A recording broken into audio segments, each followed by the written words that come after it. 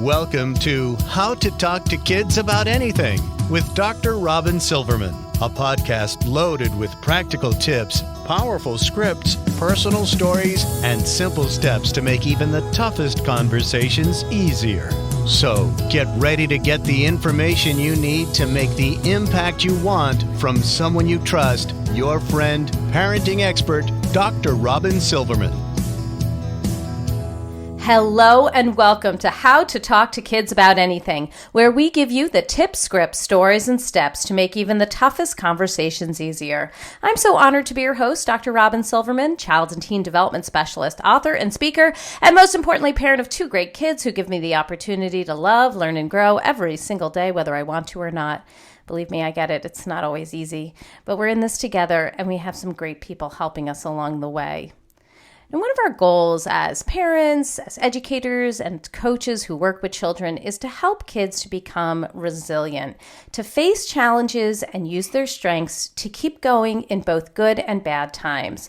When children learn to cope with failure, to get back up when they fall, to change direction when they realize their mistakes, to take healthy risks, apologize, and ultimately just do hard things, they become confident in themselves, their abilities, and their self-worth. How do we build resilience in children and teens? There are specific areas that we can help our children and our teens to bolster, and they can exercise resilience so that they can thrive even against all odds and do great things in life. How do we get started? For that, we are going to turn to Dr. Ken Ginsberg. Ken Ginsberg is an MD, MSED, and is the co-founder and director of programs at the Center for Parent and Teen Communication and professor of pediatrics at Children's Hospital of Philadelphia. He travels the world speaking to parents and professionals and young audiences and is the author of 5 award-winning parenting books, including Building Resilience in Children and Teens, as well as a multimedia professional toolkit on reaching teens. The Center for Parent and Teen Communication follows his strength-based philosophy and resilience-building model. I want to welcome you, Dr. Ken Ginsberg, to How to Talk to Kids About Anything. Thank you so much. Total joy to be here, Robyn. I'm thrilled to have you. So before we get into the bulk of the interview, can you tell me what gets you up in the morning and what got you so interested in helping parents and educators build resilience in children and teens? The first part's easy. The second part's a harder question to answer. What gets me up in the morning is figuring out how to support young people to be their best selves. I'm an idealist at my core, and I know that the way to build a future is to build young people who are prepared to lead us into it. I work with all sorts of families, and I work with some of the kids who have endured the hardest lives, and I know how much compassion and wisdom they have to bring to the world, and I want other people to see it and to know how to kind of support them to become their best selves. And the parenting piece is really about the fact that if we pay a lot of attention to so many of the messages we receive as parents, which basically says we don't matter anymore when our kids are teenagers, it makes us begin to withdraw from them because we don't think it's going to make a difference, precisely at the moment when we need to be diving in the most. And what gets me up in the morning is helping parents learn how much they matter. What a beautiful way of saying that. And it is hard because our kids' actions seem to be pushing us away at that time. And yet it's then when we need to be stepping forward. I love that your whole outlook is really strength-based. That's very much how I think. It's how I've always thought. Strength building and resilience is just right up my alley. In fact, my PhD is in child and teen development, and I studied positive youth development, which I know is at a lot of what you do. Throughout my doctoral work, my dissertation advisor was actually Dr. Rich Lerner, who's known for looking into the 5 C's and actually talks about contribution a lot and working against all odds. to help kids thrive. So it was very much part of how I studied in my 20s and became part of how I view kids and teens. Resilience is vital for all kids and becomes the deciding factor between which teens wind up faring really well in terrible situations as well as typical situations. So let's talk about the 7 C's of resilience, which you talk about often, so that everyone can understand what contributes to a person's resilience no matter what pressure they're under. Right. So in both good and challenging times, right? So resilience is not just about bouncing back or surviving the worst of times. It's about becoming your best self. And, so Rich Lerner is like my hero. Oh, that's so I don't know funny. if you know that. No, I didn't. But when I was Totally. reading up on all the things you were doing, I was like, this is absolutely Rich Lerner. So much of it. Absolutely. Yes. So the first 5 C's that I'm going to mention actually are rich, but let me expand upon them. Because the 7 C's allows us not only to build youth, but to help youth recover from difficult times and not fall into difficult times. So let's talk about this. So the first C that you need is confidence, right? And we knew exactly how to give kids confidence, right? We went through 20 or 30 years of the self-esteem movement. We had kids draw out butterflies and hung them on the walls and told them they were special as a butterfly. We had kids cut out snowflakes and tell them that they were each unique as a snowflake. We cheered their every moment of development. We cheered when they slid down the sliding boards and told them that they were like smart and brave and handsome while they did it, but we forgot to tell them that gravity was helping them, right? And so we built confidence through self-esteem when really we should have been building confidence through the second C, which is competencies. We should have been noticing all that is good and right and helping kids develop their skill sets. So those are the first 2 C's. The next one is undoubtedly the most important one, Robyn, human connection. The people who are going to thrive through good and bad times are the people who can reach out to others, the people who know that they matter to other people's well-being. Next is character. Dr. Lerner says, think of character as what would you do if nobody was watching? If you thought everybody's eyes were closed, who would you be? Right? We want our kids to be the kind of people who are going to do the right thing because it's the right thing and they're driven. It's who they are naturally.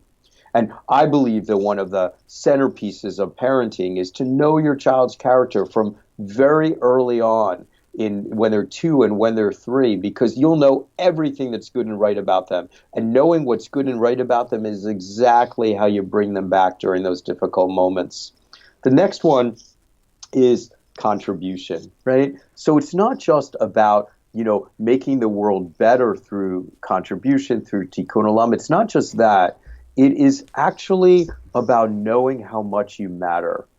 When you know how much you matter to other people, it gets you through even the toughest times. But now let's begin shifting away from positive youth development and begin going to resilience. I think contribution. So we already talked about it when it came to connection, right? When it comes to connection, we know that the people who survive are the people who can reach, right? But what enables you to reach, right? What enables you to reach? It's knowing there's no pity on the other end. You asked me what got into this, and I said that was a harder question. But let me tell you part of it. Part of it is that when I was 17, I was deeply depressed, deeply. And nobody knew because my culture just makes us funnier when we're depressed, right? So I just laughed my way through it, but it was also 1979. And being a sensitive man with intense emotions and just more feelings than I knew what to do with wasn't cool in 1979. And I didn't reach to anybody. But now let's think about your kids. If you're blessed with a kid who feels so fully, who cares so completely, if you're blessed with that kid, then you also want them to know how to receive when they need support. So the reason I think contribution matters so much is because the ultimate act of resilience is to turn to another human being and say, brother, I need a hand. I'm only reaching if there's no pity on the other end. And how do I know there's no pity? Because I know how good it feels to serve. And when I know how good it feels to serve, when it's my turn to receive, I can receive without shame, right? So that's beginning to take the seeds of positive development and transform them into resilience. Now let's add coping, right? Coping is more than just a competency. Coping is about the choices you make in life. You know, life's gonna be hard. That's a fact, right? And the merits of a human being, or the measure of a human being, is what choices do you make when life gets hard? The reality is that the things that work best to make you feel good are the quick and easy fixes, right? But Robyn, as you know, anytime you hear the word quick, right, then you should think addiction. Well, sex and drugs and cutting and eating disorder, punching someone in the face, they all work so dang well that it's easy to get into the habit of doing them, but they destroy you. On the other hand, if we could raise kids and model for kids such a wide repertoire of positive coping strategies, then when time gets tough, and they will, right, they're going to naturally go in the positive direction. That's something you do whether you're starting with your kid is 2, right? And that's resilience, is like, yeah, life can be hard, but I know how to enrich myself and enrich the world because I have positive coping strategies. And the final C is control. And this brings in discipline, but it also brings in recovery from trauma, Robyn. You know, the ultimate insult to a human being is when they lost control over themselves in some way because something bad happened to them. And when adults try to lay on a control trip to kids, or they discipline in the way that says, you'll do what I say, why? Because I said so. They make up rules that make no sense. That makes kids feel small. And on the other hand, when adults understand that our job is to have kids have an increasing level of control over their lives, to take on more responsibilities, to grow, to develop, then we're going to parent differently. We're going to parent by giving kids control, by watching over them. But instead of being all demanding, they're going to always know how much we care. So instead of do as I said because I said so, it's going to be, I love you so much and I want you to grow. And I'm going to let you make some mistakes. I'm going to be there as you choose to pick yourself back up. But there are some things I'm not going to let you do because I love you too much. And I didn't let you put your hand on the stove when you were 2, and I'm not going to let you get in this car with your friends who are drunk. I love you too much. That balanced style of parenting that is both loving, filled with guidance, sets standards, that is about giving control back to kids with your loving, loving presence. I love all of this, and I am so appreciative of it. I want to dive into it a little bit more. So let's go into some of those specifics and kind of peel apart these C's a little bit more, because I know that any of the parents who are listening really want to know the do's and don'ts. You've said some of them, but if we can delve into each one a little bit more so they can hear it. If we look at confidence, we know that we're not supposed to be puffing up our children with praise that actually means nothing and all those good jobs that mean absolutely nothing. Can you give us an example, even if we have to combine it with competence because those live together, of what, so we don't puff them up with false praise or praise on every single little thing they do, but on the other end, what can we do that would help our kids understand that they can be confident in themselves, they can gain confidence without taking over, without overpraising, without bubble wrapping them? Can you give us sort of the do's and don'ts of those, of either confidence or competence plus competence together? So they all go together, Robyn. This is the cobweb of 7 C's, right? I could just make a poem out of how much these all link together. But let's Let's really talk about what to do and what real confidence is. The most important thing in terms of resilience, hands down, is that you have an adult who's raising you, who believes in you without condition and continues to hold you to high expectations. Without condition means I'm not going anywhere. You can rely on my presence. And holding you to high expectations is not about grades. It's not about scores. It's not about trophies. It's about being your best self. When a kid understands that they're okay just the way they are in the family that raised them, that the family that raised them really sees them as who they are, then they can withstand bullying in middle school better, and they're ready to launch into adulthood safe and secure in themselves and ready to go find a lover who will appreciate them. So this is a unbelievably big deal. So the first thing to do is I want you to praise, but I want you to praise by authentically seeing who your kid is, right? And the kid has to own the skill set.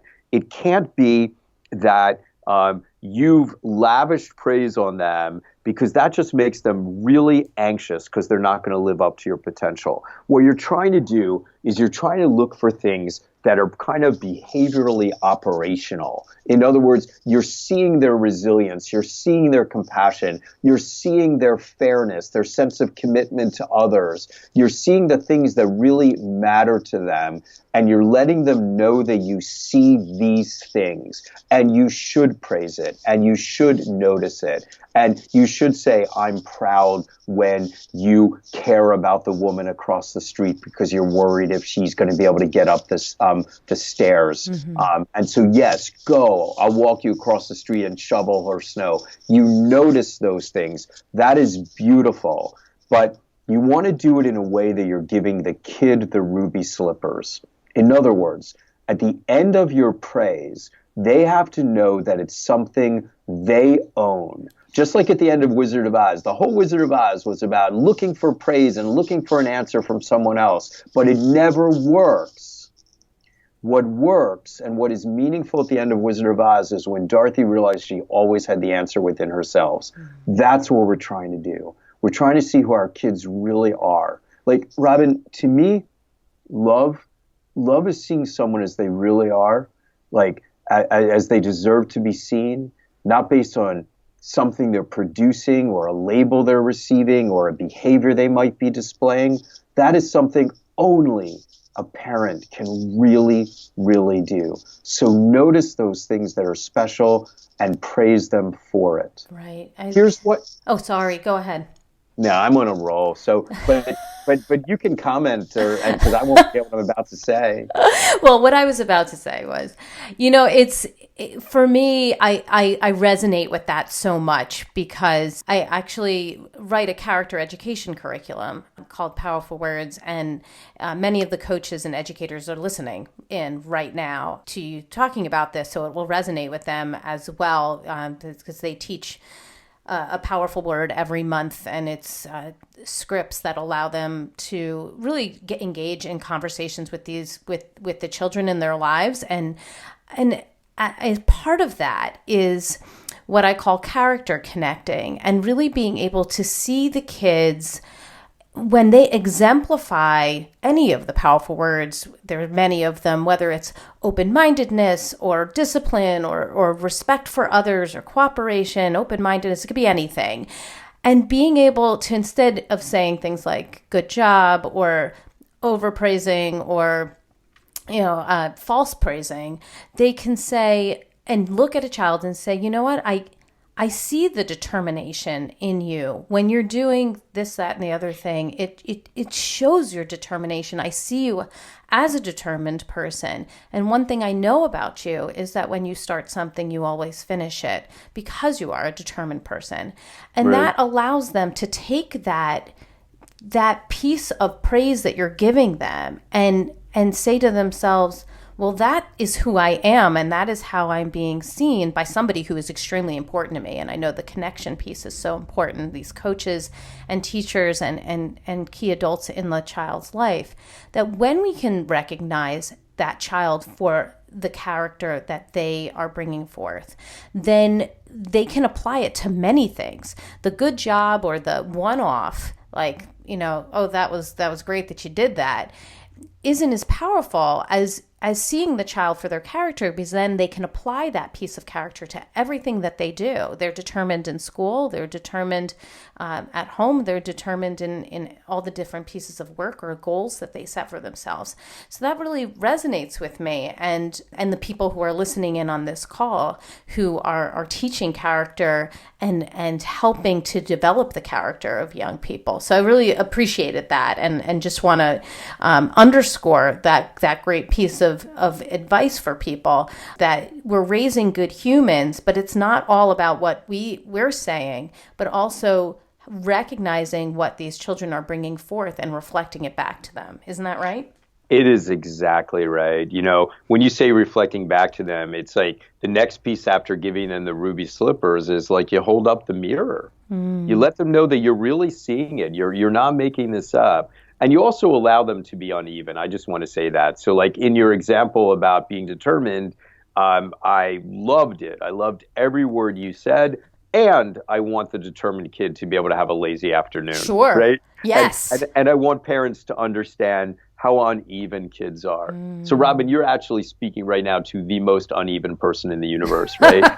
like I am like so excellent at certain little things which happen to do with communicating with teenagers, but just please don't hand me a screwdriver. Yeah. Please don't do that because I have no idea what to do. So it's really important that we celebrate our kids' successes so that they can sharpen their spikes and see what they're really good at. But I want everybody to be able to have off days. And just as we celebrate all that's good and right, I want to be able to acknowledge when kids have limitations. That's good. That's how you learn. That's how you learn to reach out to other people, right? Right? I know I can't turn a screwdriver, but I do know how to ask someone to help me, right?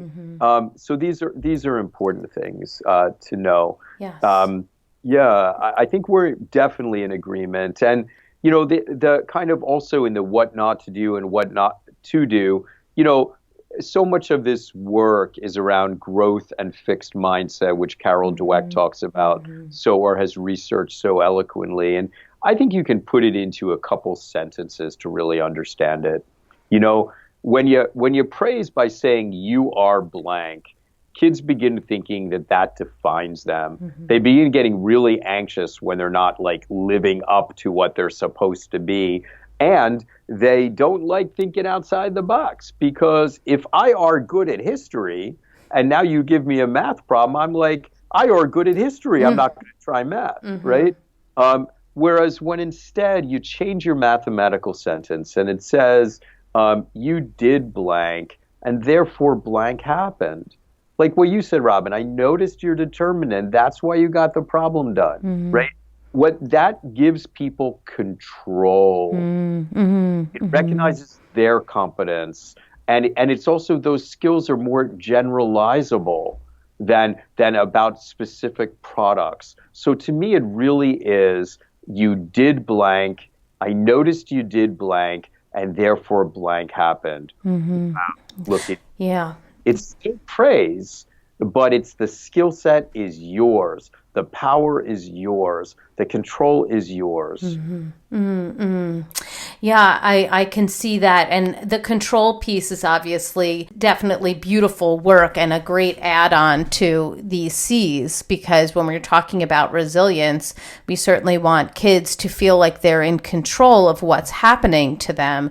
So much of the time, kids are feeling out of control and that many of the decisions are being made for them, and then they feel like, well, what's the point to even try? So if you're talking about in a real life situation, whether it's through jobs or choices or privileges or whatever else, can you give us some examples of do's and don'ts in that area that would help kids to not only develop control, but see that they're not passive recipients of life? They can make things happen for themselves. They can choose not to make things happen for them, and then give them a better sense of effect on the world, and also better their chance for resilience. Let's really talk about what's happening. It's not just that we want our kids to develop. In America, we have this, rugged independence thing going. And we think that we're about raising our kids to be independent so they can be strong and master the world. But you know what, Robyn, I want? I've got two 24-year-olds. I want to know my grandchildren. I want to see and speak to my kids frequently. My goal is interdependence, not independence, right? I want them to be able to stand on their own, but to want to continue to be involved with me in their life. And can you agree with that that's like a human goal? Absolutely. It's all about that connection piece. We want to keep that connection even as they grow and become self-sufficient in many ways. Yes, it's intergenerational connection. That's our goal, interdependence. So here's the thing. If you install control buttons in your kid during adolescence, where you are so hovering or helicoptering or snowplowing or any of those wrong things, then you're installing control buttons in them. And let me be clear about what happens. If you install control buttons during adolescence, they may listen to you, but when they get out of your house, they don't want to turn back. Because what you haven't done is communicate, I got your back and I trust you. I got your back, I'm watching you, and I want you to grow. And what that means is that when they're adults, they're not going to want you in their life because their memories are of being controlled. Instead, we want them to understand why we discipline, why we have rules, why we monitor. And the answer is, it gets back to what discipline means. It doesn't mean to control. It certainly doesn't mean to hurt or to punish. It means to guide in a loving way. And what we want to do is help kids negotiate with us. Their life is going to be full of negotiation. We want them to have more freedoms. We want them to have more privileges. But we also need them to be safe and need them to be wise and need them to be moral. So we really talk with our kids about what privileges and freedoms they believe they can handle. Don't overstep now, because if you overstep and ask for things you can't handle, I'm going to need to tighten the reins. I don't want to. I want to be the wind behind your sails, right? Tell me what you think you can handle, and I'm going to tell you what I need to monitor to make sure that that's safe. And you really negotiate. So I even have a plan where you sit down and develop a responsibility contract with your kids. But I got to tell you, for my own kids, I didn't sit down and write it out. We talked about it all the time. But for some families, you literally sit it down and you write it out. And the kid is like, this is what I want. This is what I think I'm ready for. And the parent goes, all right, you may be. But I need to know this to make sure you're also being safe and responsible. That way the kid knows exactly what you need, why you have rules. They know you have rules because you care and you're trying to protect them. And they're telling you what they need. This isn't about you controlling. This is about them trying to control their life, and you're being the guide. You're being the safety monitor. So if you're talking about something like, a teenager who feels that they're ready for a phone, or they want to have access to electronics more than you're giving them, what would be the example of that type of conversation, given that a lot of parents are very wary of allowing their young teenagers or preteens to have a phone? They're worried that they're going to use them too much. They're worried they're going to be using them in inappropriate ways. So what is it that we can say or do that would reflect this idea of control, but also reflect the values of parents? Right. So the phone is actually almost too easy as an example, because it's literally the thing that is now what socialization is about. And it's the thing that we fear the most, right? And so the first thing I would say is don't hand your kid a phone until they know how to look someone in the eye and have a conversation. Because once a kid is typing with their fingers, they begin thinking it's awkward to have conversations, and they begin not being able to answer a regular telephone. So you say to your kid, I think you're ready for a phone, but let me tell you what I worry about, and I want to make sure that we have an understanding before you get this. And then you kind of go through it and you say, I know that it's really easy to have a screen in your hand and to just think of nothing's more interesting than the screen. I need you to know that family time matters to me. And my phone's going to be down at dinner time every day. You can pick any time you want. I don't care if it's dinner. I don't care when it is. But my phone is going to be down because this is family time that we're going to have together. I need to know that your phone is going to be down too, and that this is going to just be about us, and we're going to still continue to have good times together.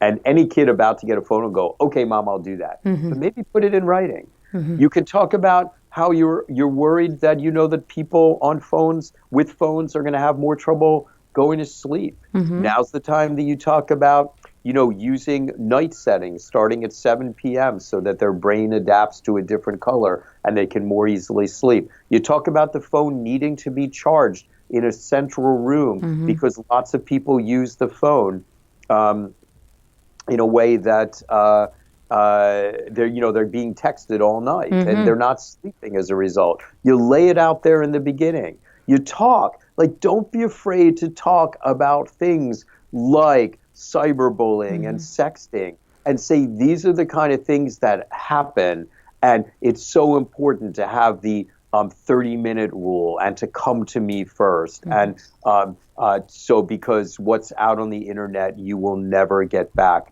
And by the way, darling, because I love you so much, I'm going to be checking in and monitoring these things as well. Yes.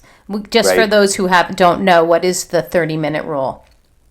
The 30-minute rule, whether you can make it a 2-minute rule, a 30-minute rule, the overnight rule, is phones are so addictive and texting is so exciting that you just want to respond right away. And if someone says something nasty about someone else, you just want to get in on the conversation. That is so destructive. Right. Once you put it out, once you put the word out there, then it's never coming back to you. You never reopen your words.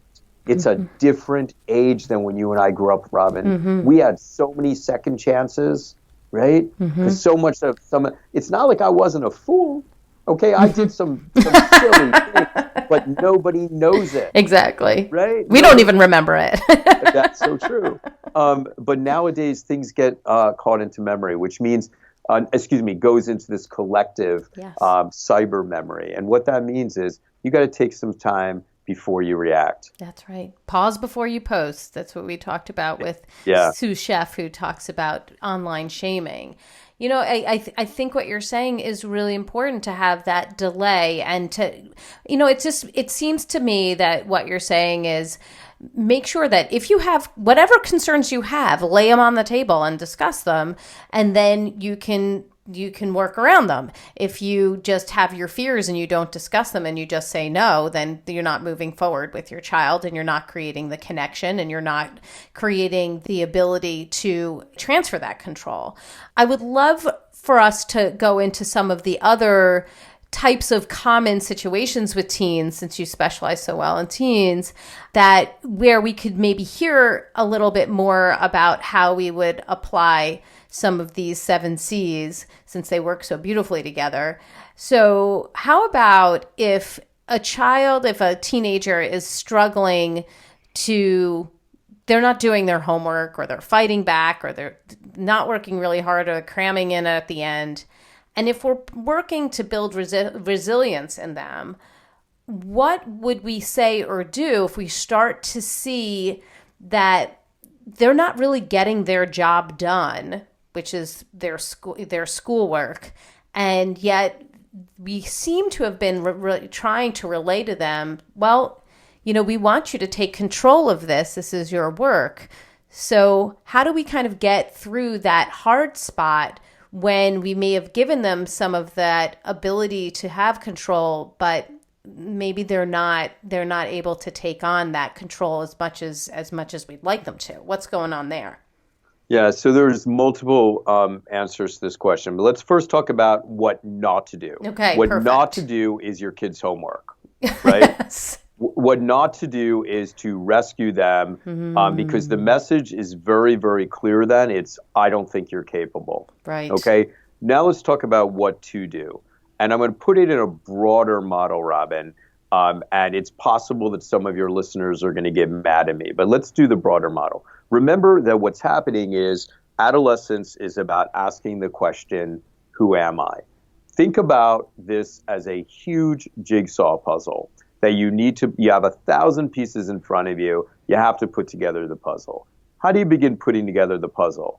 The edges. Yes. You put together the edges. That is clearly the parent's job, right? Clearly the parent's job. That's what discipline is. That's what monitoring is. And when kids have the edges of the puzzle, they can kind of rub their elbows against it. They can still push it to have new experiences close to the edges without going overboard. What's the next thing you do when you're putting together a puzzle? You put together the pieces in the middle that have the same color. You just begin grouping them. So you might put together the reds or the blues, and you put together a red and you're like, is that a cherry? Is it a fire engine? Is it a strawberry, a balloon? What could that be? And what do you do? What do virtually all of us do? You have to look at the box cover. Yes. You cheat, right? And that's who we are. We're the role models. So when we show them what it means to be a healthy adult, what it means to be a healthy 35, 40, or 50-year-old, and we're showing them the picture of the box, and then we have the edges beyond which they cannot stray. What's left? It's all those irregular pieces. That's where we let our kids fall down. That's where we let them make mistakes. That's where we let them learn their unevenness. That's where we let them learn how to recover within a safe boundary. And here's where your people might get mad at me. School is within the safe box. You don't let your kids put a hand on the stove. You don't let them get in a car with someone who's drunk. You don't let them do drugs, but you do let them mess up in school because it is an ideal way to learn. But now let me give you one more answer. There are skills we can be teaching. There are competencies and skills that until you know them, you just don't know them. And that can be parents' job. So I am a deeply distractible boy who grew up to become a doctor, all right?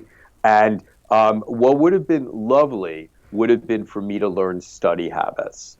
It would have been lovely for me to understand how not to get distracted. It would have been lovely for me to understand that burning off my energy by running in place or running a mile is exactly how I can begin to think, right?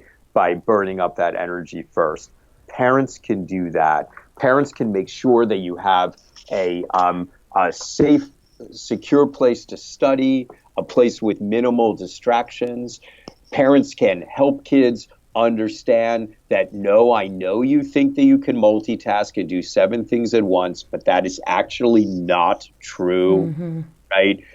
We can help them do that. We can be available for tough questions and get involved in beautiful intellectual discussions. What's more exciting during adolescence than having your kid move into the what if? What's going to happen then? What is like this? How do we fix the world? How do we fight for justice? We should be having those conversations. We should be helping them form their ideas and their thoughts. And in that way, we're helping them with their papers because we are being a sounding board that is helping them think through all the ways in which they're growing. Yes, yes, yes. Typing their paper? No. Right. And what about, if we're talking about school as the safe zone, then what about other failures? Like they come home, they didn't get the part in the play, they didn't get on the team, they weren't invited to the party, they didn't qualify for the special program, they failed. So what are we saying or doing when life is sort of dealt our child some lemons that can then help them to move forward even though they just fell on their butt? So the first thing is our unconditional love really matters right now. The thing that's going to be most painful to your kids is when their friends turn against them in middle school, when they're bullied. If your kid is an out of the box kid, either maybe by sexuality, by something else, our unconditional love is the most important thing that we do. But then we speak the language of resilience, right? We don't belittle. We don't say, oh, don't worry about it, it's nothing. Right. That's not validating, right? We don't say, oh, it's not a big deal. We don't do that because it is a big deal to them. But we give them the language of resilience and we let them know we're going to be along their side. So we don't say it's not a big deal, but we do say it hurts. You're going to get through it and I'm going to be here when you need me. You're not alone. Right, so you give them the power. You don't say this is horrible. It could ruin your life. Gosh. Right, but you do say like this is a really big deal, and your greatest strength is how much you care about things. And I hate that you're in pain right now, but gosh, I love how much you care. Don't ever give that up.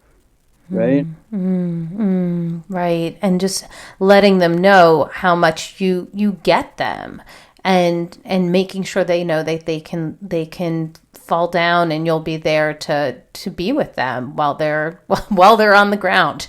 But also be honest. Yeah. Like if they didn't put in an effort for something, yes. I know how disappointed you are. What could you do next time?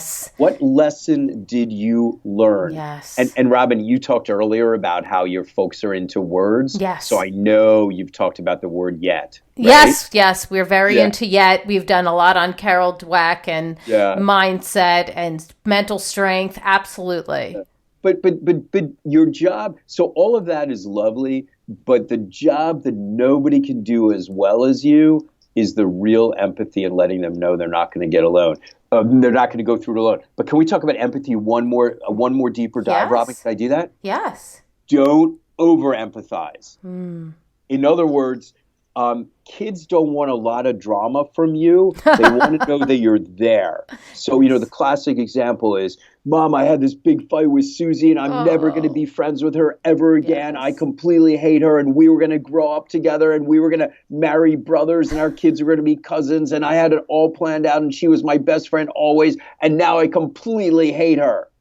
If you then go and respond, well, I don't blame you, little darling. She's a little bee and I don't like her mom either. Yes. And by the way, I've been holding on to this for so long and now I'm going to unleash.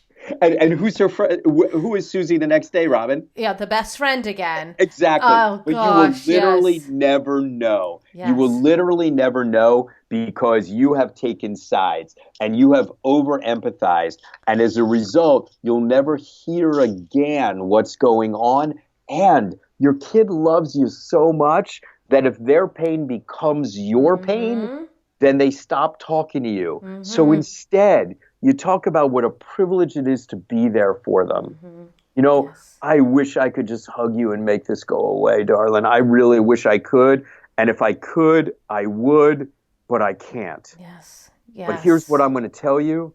I believe in you. I think you're going to get through it. And I'm always going to be here for you.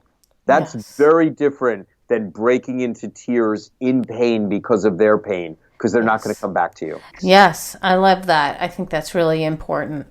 So can you finish the sentence for us? The best way to build resilience in children and teens is? To love your kid without condition, to accept them just as they are, to make them feel secure in the world. Right. It's all about that feeling of connection and making sure that your kid knows that you're there. Give us your top tip. What do you want us to come away with after listening to you talking about resilience today? I want parents to know how much they matter. This isn't just about resilience. So, as a developmentalist, Robyn, you know that the fundamental questions that adolescents ask are, who am I? Am I normal? And do I fit in? I think we have to begin speaking about what the fundamental question of parenting adolescents is. And that is, do I still matter? And the answer is resoundingly yes. Kids need us in their lives. They need us to teach them how to navigate the world. And we should be drawing nearer to our adolescents, not hovering, honoring their growing independence, but drawing emotionally nearer and being really available to them. And to do that, you have to refute some of those messages that are out there that are just dead wrong about adolescents. Mm-hmm. Adolescents do not think they're invincible. That's a lie. Adolescents are not self-centered. That's not true. Adolescents do care deeply about what adults think, even though we think that, that they don't. Mm-hmm. We have to understand who adolescents really are so we can have the most impact in their lives. I think that's great. Thank you so much for bringing that up. In so much of the research, young people really feel that adults don't believe in them and then don't get them. And I think the more that we can show that we don't believe in those myths, that we're seeing these kids for who they are and the amazing things that they bring to our lives and the lives of others, the better off we will all be, because they will be able to rise to their potential, but also feel supported by the key people in their lives. Can you give us the resource of the week? Where can we go to get more information about you and all the work you're doing? Yeah, so the one-stop shop would be parentsandteen.com, mm-hmm. Which is a very comprehensive website that is rooted in the best of science, but it shouldn't feel like that. It should feel very similar to if you're reading a blog about how to parent. But it really gives you lots of ideas about how to strengthen your family connections. It also has, it will help your kid. Your kid can go through their own interactive stress management plan. They can design for themselves healthy ways of managing stress and therefore to be resilient. Excellent. Thank you so much for that. And I just want to thank you for coming on today and talking to us so much about resilience. I really love your 7 C's and bringing it into such an accessible light so that we can see how to apply it to our own families. As parents and as educators and as coaches, I know that it's going to be extremely meaningful to everybody. So I just want to appreciate you and let you know that what you said was important and it's going to be really helpful in our lives. So thank you. Thank you. It was an honor and privilege. Thank you, Robyn. Well, I've got my takeaways, and sweet friends, I know you have yours. So let's discuss them. Come up on Facebook, go to the Dr. Robyn Silverman page, or let's chat about it at drrobynsilverman.com or twitter.com/Dr. Robyn. I'm also on Instagram at Dr. Robyn Silverman. I will be going back and forth with Dr. Ken Ginsberg as well as his wonderful center because we want more people to learn about all of these strategies and what we have talked about today. And if you love the podcast like I did, I hope you'll go up to iTunes and rate and review it. The more that we talk about it, the more that we rate this, the more that we review it, the more people will find out about it and be able to use Dr. Ginsberg's great strategies in their own home. So I truly appreciate that. That's all the time we have for today, my fellow parents, leaders, and educators. Thank you so much for tuning in to How to Talk to Kids About Anything. For more information on books, articles, speaking engagements, or curriculum, please visit drrobynsilverman.com. So many great podcasts are up there, and the show notes to this podcast will be up there as well. I look forward to weathering the storms and enjoying the sunny side of life together. And please remember, even on the days when you fall short, you've got this. You're here. You're getting the information you need. I know it's not easy, but never forget there's always tomorrow. Parenting is the ultimate do-over. Perhaps you heard something today and you're scratching your head, you're punching yourself in the arm, and you're saying, why did I do that? No, don't shame yourself. We've got this. You're getting this information. You can change it. You can do it differently tomorrow. I see you, and I'm right there with you. And as there are moments when we doubt our know-how, our choices, and our sweet sanity, please know you are 10 times the parent you think you are. Until next time, this is Dr. Robyn Silverman with How to Talk to Kids About Anything. Please tune in again and keep connecting through conversation. See you next week.